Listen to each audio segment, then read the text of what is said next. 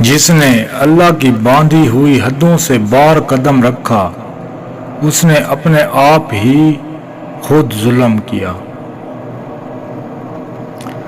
جو بھی بندہ اللہ سے ڈرے گا اللہ تعالیٰ اس کی ساری مشکلات آسان فرما دے گا۔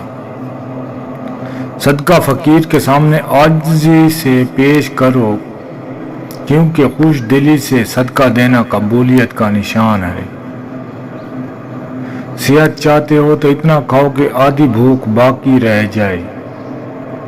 خبردار اپنی بڑائی نہ کرنا، خاکی مخلوق جو پھر خاک میں مل جائے گی اسے بڑائی کب زیب دیتی ہے، جو آج زندہ ہے اور کل مردہ ہے۔ جو بات تمہارے سمجھ میں نہ آ رہی ہو اس کو اللہ پر چھوڑ دینا بہتر ہے۔ کہاں ہیں وہ لوگ جنہوں نے بہت سے شہر بنائے تھے اور شہروں کے ارد گرد مضبوط دیواریں بنائی تھیں؟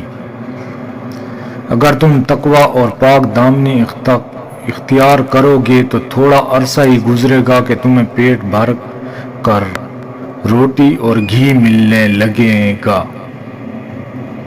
عوام میں اس وقت تک ٹیڑھ پیدا نہیں ہوتی جب تک ان کے پیشوا اور رہنما ان سے سیدھے رہتے ہیں۔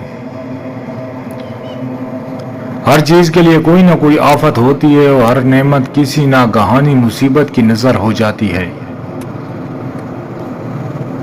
حرام طریقے سے حاصل ہونے والی تمام پسندیدہ لذتیں ختم ہو جائیں گی، صرف گناہ اور شرمندگی باقی رہ جائے گی۔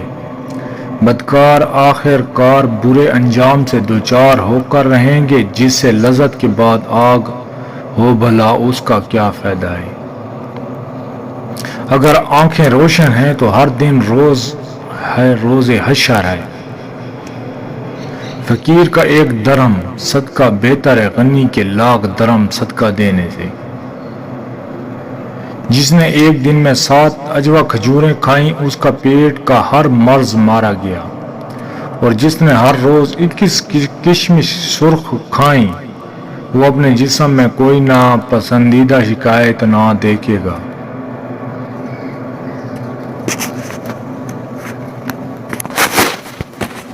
استعمال شدہ عورت کی 3 نشانیاں ہیں۔ جب وہ چلے گی تو رک رک کے چلے گی، جب وہ بیٹھے گی بار بار ہلتی رہے گی، جب وہ بولے گی آنکھوں کو گھمائے گی۔